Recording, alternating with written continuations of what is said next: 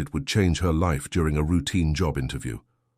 Standing in the gleaming lobby of Westbrook Industries' downtown Chicago headquarters, she nervously straightened her navy blazer and checked her resume one last time. The receptionist had informed her that Mr. Westbrook would be running 15 minutes late, so Jennifer took the opportunity to compose herself, taking in the floor-to-ceiling windows that offered a stunning view of Lake Michigan. "Jennifer? I'm so sorry to keep you waiting," a warm, gentle voice called from across the lobby. Jennifer turned to see an elegant older woman with silver hair and kind eyes approaching her. She wasn't the hiring manager Jennifer had expected, but something about the woman's gait, slightly hesitant, eyes especially attentive, triggered Jennifer's instinct. The woman extended her hand, and Jennifer smiled, taking it firmly while simultaneously signing, "It's very nice to meet you," with her free hand. The change in the woman's face was instant. Her eyes widened, and a brilliant smile transformed her features. She immediately released Jennifer's hand and responded with fluid signs. "You know ASL, what a delightful surprise. I'm Margaret Westbrook." Without missing a beat, Jennifer signed back, "I'm Jennifer Walsh. I'm here for the marketing coordinator interview." Margaret's hands flew excitedly. "My son will be thrilled. Not many people in the corporate world bother to learn sign language." A deep voice interrupted their silent conversation. "Mom, I see you've met one of our candidates."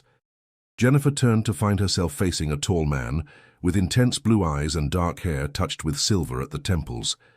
He wore an impeccably tailored charcoal suit that suggested both wealth and taste, but it was his expression that caught Jennifer's attention.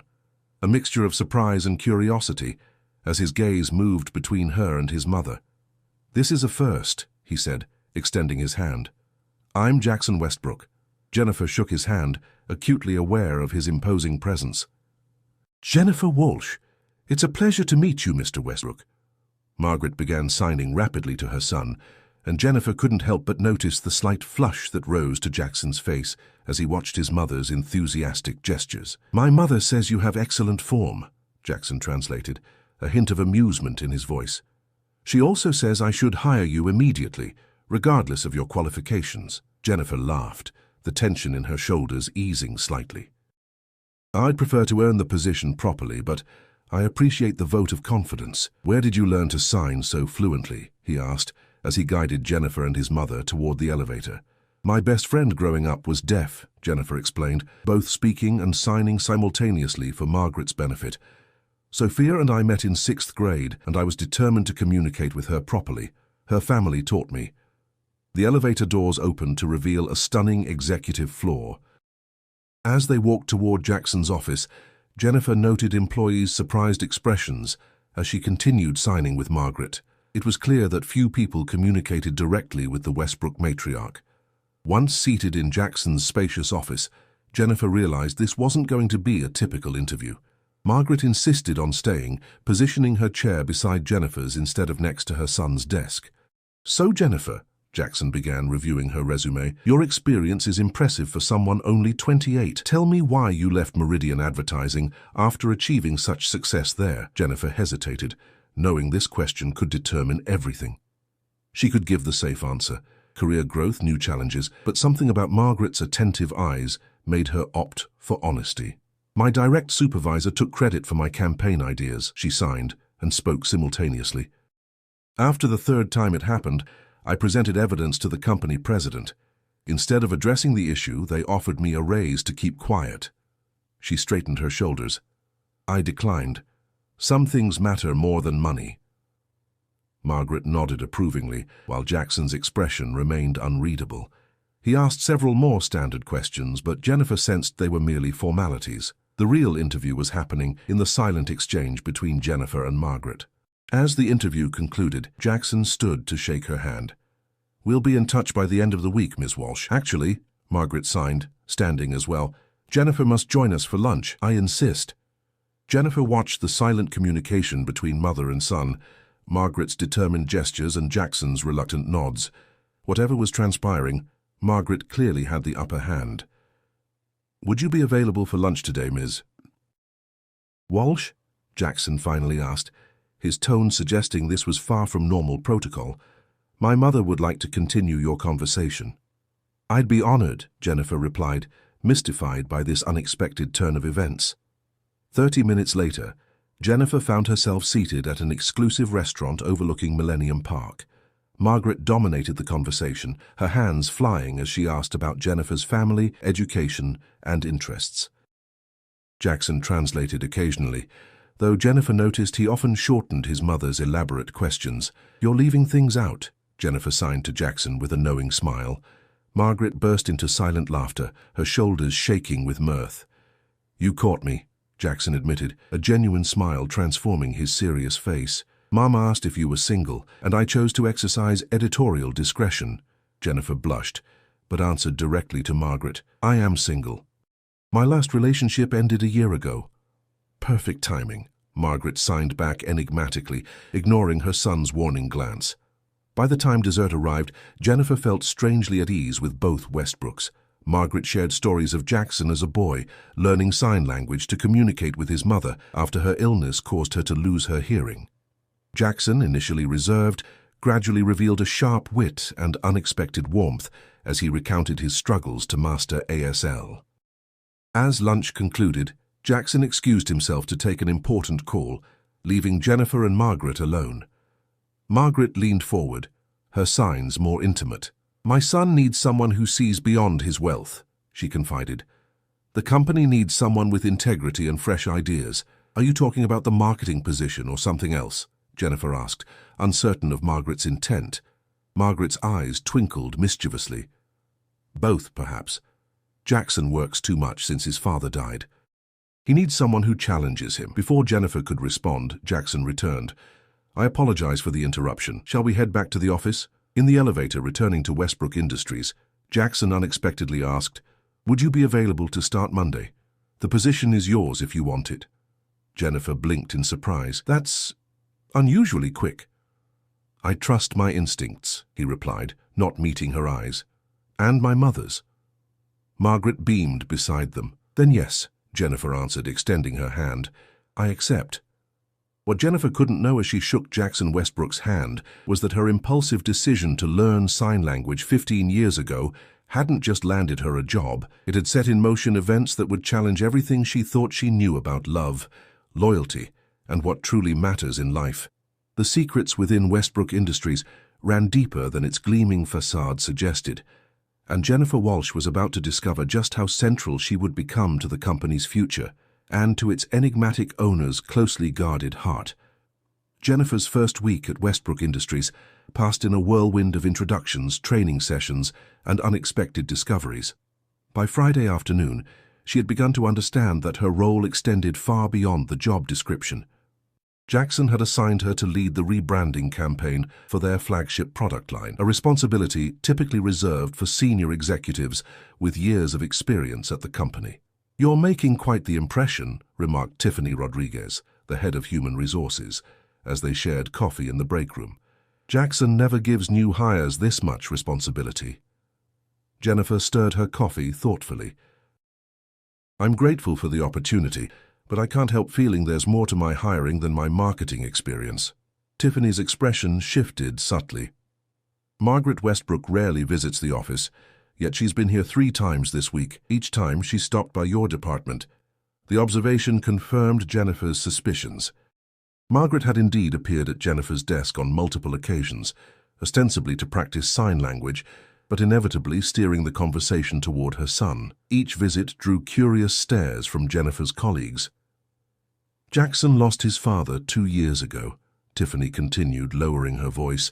"Since then, he's buried himself in work. Margaret worries about him." "She mentioned that during our lunch," Jennifer admitted, "but I'm not sure what that has to do with me." Tiffany raised an eyebrow. "No? A talented, beautiful woman who happens to speak his mother's language? I'd say Margaret has plans that extend beyond the company's marketing strategy." Jennifer felt heat rise to her cheeks. "That's ridiculous. Jackson barely knows me." "Perhaps," Tiffany conceded with a knowing smile. "But don't underestimate Margaret Westbrook. When she wants something, she usually gets it."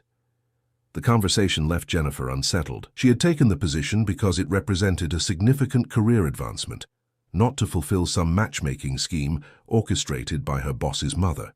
Later that afternoon, Jennifer was reviewing marketing materials when Jackson appeared at her cubicle. Unlike his usual formal attire, he wore a casual blue shirt with rolled-up sleeves, revealing strong forearms.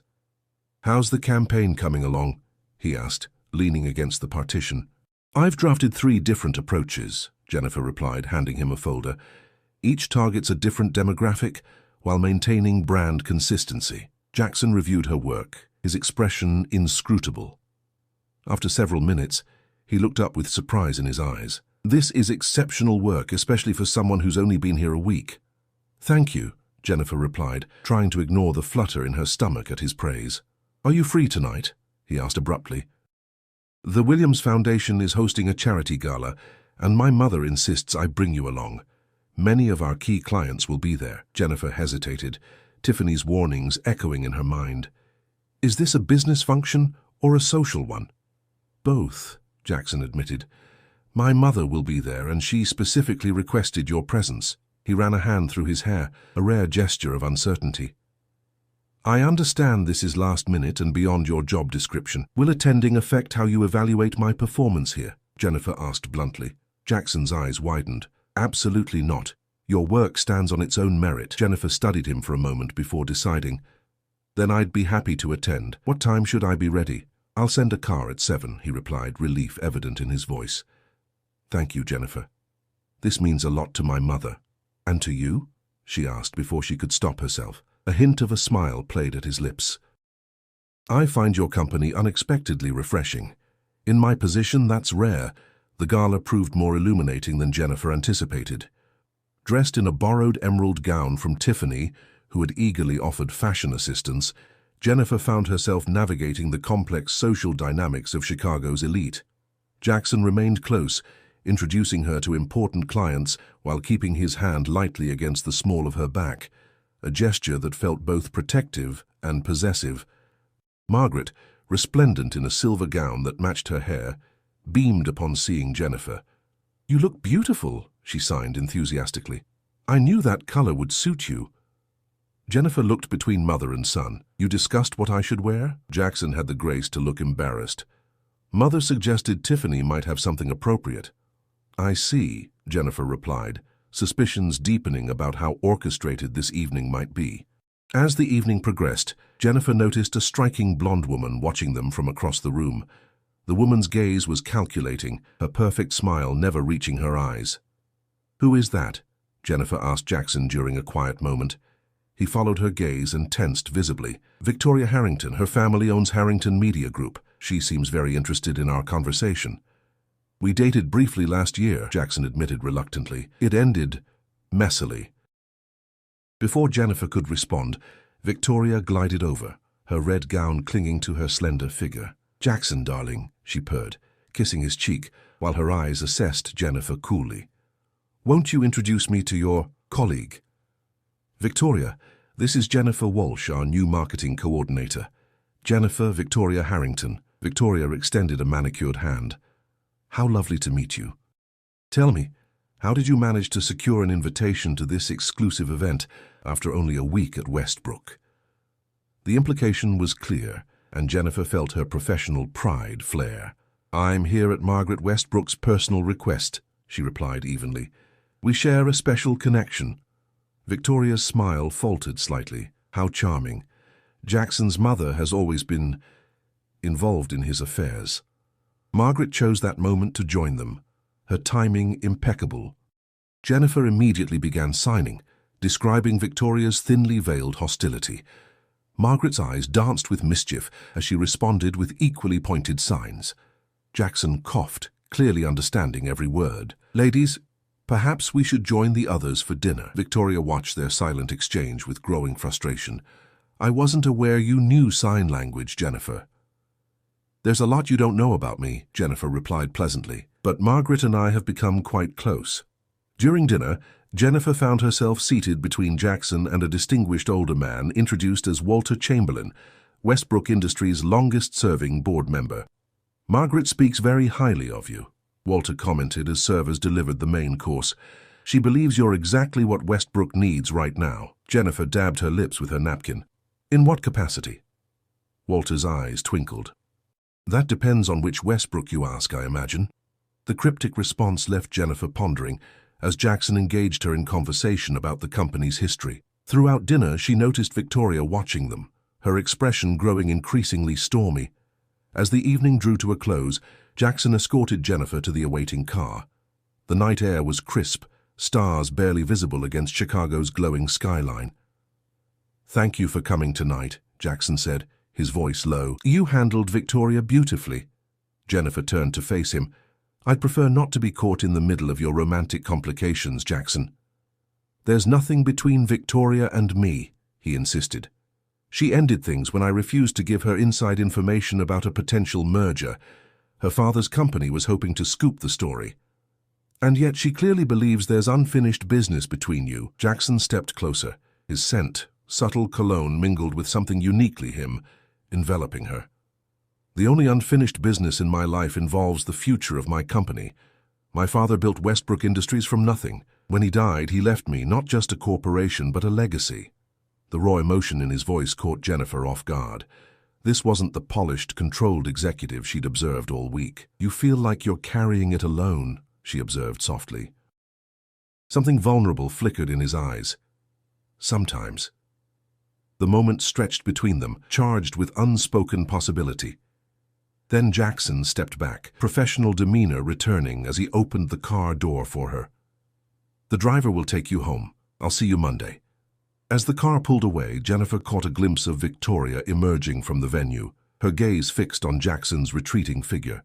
Something about the woman's expression sent a chill through Jennifer. It wasn't just jealousy, it was calculation. What Jennifer couldn't know as she headed home was that Victoria Harrington harbored secrets that could threaten everything Jackson had worked to preserve. Nor could she anticipate that by Monday morning, those secrets would begin to unravel, forcing Jennifer to decide where her loyalties truly lay, with her career, with the enigmatic man who employed her, or with the truth that could destroy them both. Monday morning arrived with an unexpected storm, both literal and figurative. Thunder rumbled over Chicago as Jennifer dashed from the subway station to Westbrook Industries' towering headquarters, rain pelting her umbrella with vicious determination. The weather seemed to mirror the chaos that greeted her inside. The lobby buzzed with unusual tension. Security guards spoke in hushed tones, and employees huddled in concerned clusters near the elevators. Jennifer spotted Tiffany waving her over urgently. "Thank goodness you're here," Tiffany whispered, pulling Jennifer aside. "Have you seen the news?" "I was underground on the subway," Jennifer replied, shaking rain from her coat. "What's happening?" Tiffany thrust her phone into Jennifer's hands. The headline from the Chicago Business Journal blazed across the screen: "Westbrook Industries accused of fraud. Sources claim CEO Jackson Westbrook falsified financial reports." Jennifer's stomach dropped. The article, written by Victoria Harrington, alleged that Westbrook had inflated company earnings for the past 2 years to maintain investor confidence after his father's death. An unnamed senior executive had provided internal documents supporting the claims. "This is absurd," Jennifer said, scrolling through the damning article. "Jackson would never—" "It gets worse," Tiffany interrupted. "The board called an emergency meeting this morning. There's talk of asking Jackson to step down until an investigation is completed."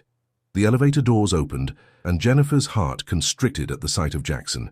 His normally immaculate appearance was subtly disheveled, his tie slightly askew, dark circles shadowing his eyes. He nodded curtly to both women before disappearing into a waiting elevator. "He's been here since 5 a.m., Tiffany explained. "The PR team is going crazy trying to draft a response." She hesitated. "Jennifer Victoria Harrington was spotted leaving his office 20 minutes ago." "Victoria?" Jennifer felt a prickle of unease. What was she doing here? "No one knows, but she looked satisfied." Throughout the morning, Jennifer tried to focus on her work, but the office remained in upheaval. Around 11, she received a text from an unknown number. "Please come to my home. Need your help. Margaret Westbrook." An address in Lincoln Park followed. Jennifer hesitated only briefly before informing her department head she needed to step out for a personal emergency. 30 minutes later, she arrived at a stunning brownstone overlooking the park. Margaret opened the door immediately, her normally composed features strained with worry. She ushered Jennifer inside, her hands moving in agitated signs. "Thank you for coming," she signed. "I didn't know who else to trust." The elegant home was filled with tasteful antiques and family photographs. Jennifer noticed several featuring a younger Margaret with a distinguished man who shared Jackson's strong jawline, undoubtedly his late father, Richard Westbrook. "What's happening, Margaret?" Jennifer asked, following the older woman into a sunlit sitting room. "The article, lies," Margaret signed emphatically. "All lies, but dangerous ones." She gestured for Jennifer to sit beside her on a velvet sofa. "Victoria Harrington has orchestrated this attack. Her father wants to acquire Westbrook Industries at a fraction of its value." "How do you know?" "Because she told Jackson this morning. Step down voluntarily, sell his controlling shares to Harrington Media Group, or face criminal charges and watch the company's value plummet." Jennifer gasped. "That's blackmail." Margaret nodded grimly. "Richard, my husband, once prevented Harold Harrington from acquiring a valuable media outlet. Harold never forgave him. Now with Richard gone, he sees his opportunity for revenge.